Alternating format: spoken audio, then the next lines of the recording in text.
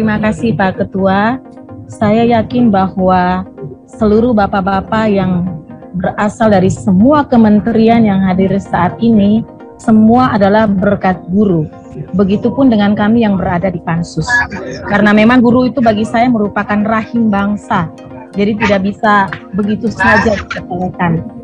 Baik, kalau saya kebetulan di DPD RI ada di Komite 4 sehingga sering sekali membahas terkait dengan anggaran, dan saya ingat sekali di Undang-Undang APBN itu pasal 11 ayat 21, di situ dikatakan bahwa akan digunakan sekurang-kurangnya 25% untuk pemulihan ekonomi dan pengembangan SDM, dan juga di situ sudah dialokasikan kurang lebih sebesar 19,6 triliun seperti yang sudah dipaparkan oleh Pak Isa tadi.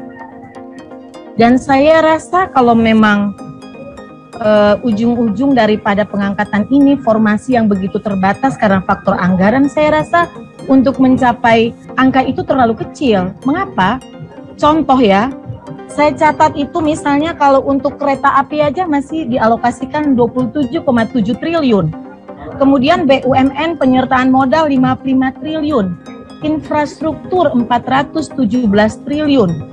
Berarti ini kan angka yang sangat kecil untuk seseorang yang mempunyai profesi untuk melahirkan sumber daya manusia yang berkompeten. Kemudian yang kedua, saya kebetulan dari Maluku Pak, tadi sudah disampaikan oleh dari mana tadi saya lupa, bahwa serapan di Indonesia Timur cukup kecil. Saya sepakat dengan itu. Begini Pak, saya harus jujur bahwa itu dikeluhkan oleh guru-guru di Maluku terkait dengan passing grade. Bapak mesti berpikir, kami di Maluku dengan segala keterbatasan, walaupun memang itu bukan menjadi alasan, tetap harus berpacu, tetapi itu pun suatu realita yang bagaimana harus dipikirkan sehingga passing grade itu kalau bisa jangan disamaratakan. Yang ketiga yang saya ingin tanyakan, dari sekian guru honorer yang sudah mengikuti P3K maupun PNS itu ada yang sudah melewati passing grade tetapi tidak masuk di dalam formasi. Itu kira-kira solusinya seperti apa lagi? Nah, kemudian saya tadi sepakat dari Bapak dari Kementerian Keuangan terkait bahwa dana transfer umum itu di dalamnya sudah ada variabel terkait dengan pembayaran gaji untuk non PNS ya. Sekarang masalahnya mereka masih sesuai dengan kebutuhan daripada daerah tersebut. Itu kira-kira seperti apa? Saya sendiri bingung. Bagi saya, seorang Presiden Jokowi ini sudah cukup luar biasa. Pinjol diberantas, PCR diturunkan. Tinggal satu kata saja dari Pak Jokowi, angkat seluruh pegawai honorer khususnya guru dan juga tenaga kependidikan. Itu sangat mudah sebenarnya kalau itu mau dilakukan. Kalau balik lagi ke anggaran untuk kereta api saja cukup besar, lebih besar dari anggaran untuk pembayaran gaji guru-guru non PNS ini. Ya itu mudah-mudahan dapat mengetuk hati batin daripada para kementerian yang hadir, walaupun saya sadari sungguh bahwa yang hadir ini memang bukan decision maker, tapi memang merupakan bagian dari pemerintah. Mungkin itu yang bisa saya sampaikan. Saya kembalikan ke Pak Ketua. Terima kasih. Baik, terima kasih Pak Ketua. Selamat sore. Assalamualaikum warahmatullahi wabarakatuh. Salam sejahtera untuk kita semua. Om Swastiastu, Namo Buddhaya. Yang saya hormati Pak Ketua dan para pimpinan Pansus, guru dan tenaga kependidikan, perwakilan dari kementerian yang hadir pada sore hari ini, dari Kemendagri, BKN, Kemenkeu, dan juga Pan-RB. Saya ingin melanjutkan dan juga mungkin mempertegas ya yang disampaikan oleh teman-teman terdahulu. Yang pertama, saya harus katakan jujur bahwa respons teman-teman tenaga honorer, khususnya guru ini, ketika kemarin dibuka formasi itu menurut saya ada semacam inilah, ada kebahagiaan, ada kegembiraan sebenarnya itu ketika pemerintah membuka formasi P3K untuk tahun 2021. Namun dari proses itu juga ternyata melahirkan berbagai macam kegelisahan-kegelisahan susulan yang boleh saya katakan, walaupun tentu berkurang secara kuantitas. Jumlah orang yang gelisah di awal dengan yang gelisah per hari ini itu berkurang, Pak. Jadi ya saya pikir patut diapresiasi soal itu. Bahwa ternyata ketika pemerintah membuka formasi dan memberikan kesempatan kepada para honorer ini, walaupun dalam proses di 2021, menurut hemat saya prosesnya terbuka tanpa memberikan afirmasi yang besar ya, tanpa memberikan afirmasi untuk para honorer yang sudah sekian lama mengabdi. Tapi itu pun sudah ada semacam angin segar, Bapak Ibu sekalian. Poinnya adalah apa? Poinnya adalah ketika ruang ini dibuka dan diberikan dengan sebuah afirmasi yang pasti dari pemerintah, sebenarnya saya meyakini masalah ini bisa diselesaikan. Bapak Ibu sekalian, ini masalah yang sangat serius sebenarnya. Kenapa? Berkaitan dengan urusan terhadap generasi masa depan bangsa. Banyak data sudah dijelaskan begitu besar, begitu lebih banyak tenaga guru yang honorer yang berbakti terhadap masa depan anak bangsa ini ketimbang guru yang ASN.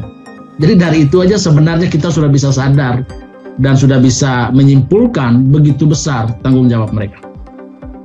Dan begitu besar nasib bangsa kita pertaruhkan di pundak mereka sebenarnya. Yang mereka minta apa? Yang mereka minta adalah keadilan buat mereka, yang kemudian diterjemahkan oleh pemerintah melalui pengangkatan sebenarnya. Saya menyadari bahwa alasan pemerintah dari konstruk kita sore hari ini duduk saja, kita rapat ini saja, ada Kementerian Keuangan dan lain-lain. Ini sebenarnya mau menjelaskan bahwa ada kait mengait yang membuat pemerintah belum berani memberikan sikap yang pasti untuk mengangkat para saudara-saudara yang sudah berjuang begitu lama dan menanti sebuah keputusan yang belum jelas buat mereka.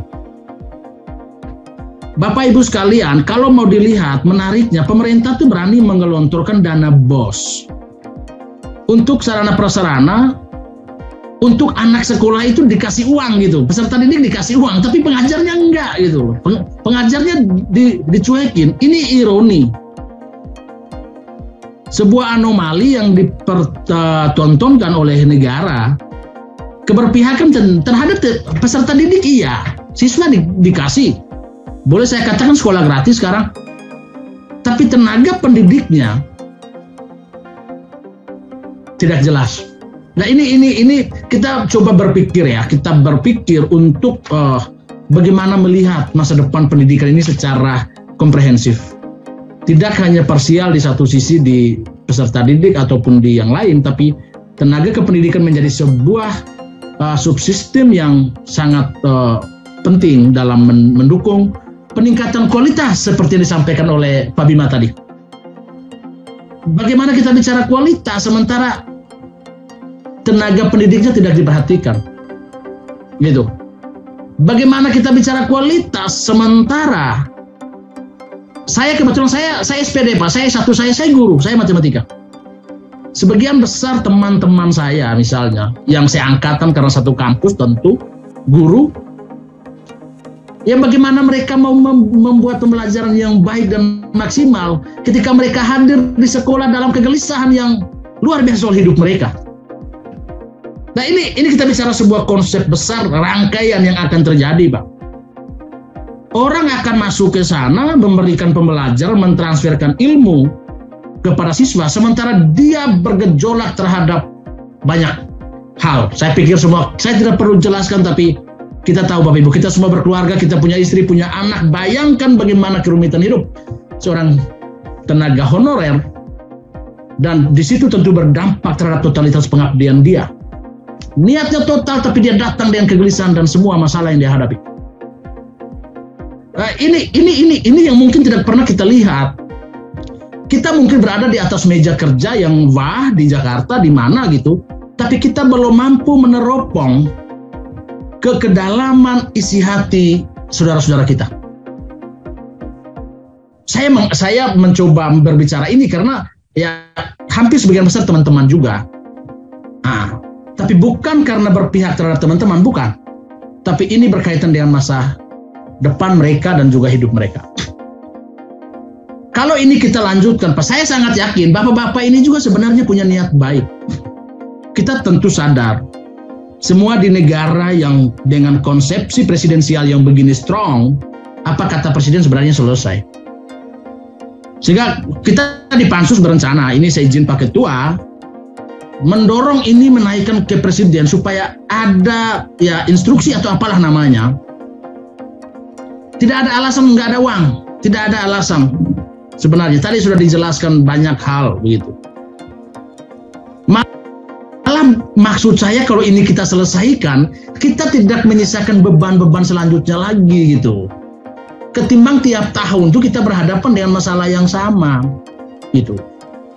Bapak Ibu sekalian, para dirjen, para PLT, para sekjen dan lain-lain, saya minta ini dinaikkan ke atas, dikomunikasikan supaya ada hal baik yang mungkin akan kita terima di tahun depan. Karena tahun 2022 kalau nggak salah masih ada ya, Pak Kepala BKN masih ada ya Pak Bima ya, tahun depan penerimaan.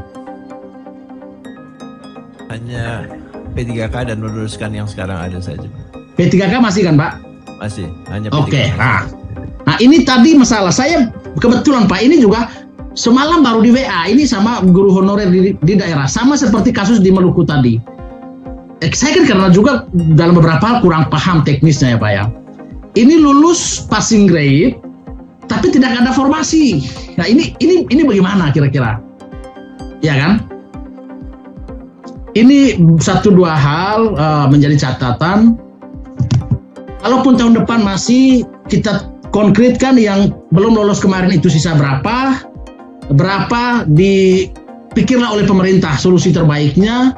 Kalaupun memang ini menjadi hadiah yang luar biasa oleh pemerintah terhadap orang yang mengabdi puluhan tahun ini. Puluhan tahun orang mengabdi. Pak, 150.000 sebulan ini. Masa kita ini yang kacau gitu loh. Kita orang dengan diberi tugas besar tapi diapresiasi dengan 150.000, itu pun dibayar 3 bulan 6 bulan sekali. Jadi memang udah kacau negara ini sebenarnya. Oleh sebab itu, kalaupun memang mereka bisa diangkat dan tidak perlu tes sudah. Saya sepakat tadi disampaikan oleh Ibu Evi. Ya kita tidak tahu psikologi, kondisi kebatinan seseorang ketika proses seleksi itu Pak. Ada masalah atau apa, padahal dia sudah mengabdi sekian tahun. Sudahlah, kita tutup mata sudah untuk urusan ini urusan pendidikan, ini untuk masa depan kita semua, saya pikir. Dan kami tentu di Pansus akan mendorong ini sampai dengan Presiden Joko Widodo agar bisa mengeluarkan sebuah instruksi untuk nasib teman-teman guru honorer dan tenaga kependidikan ini. Sekian dari saya, Pak Ketua.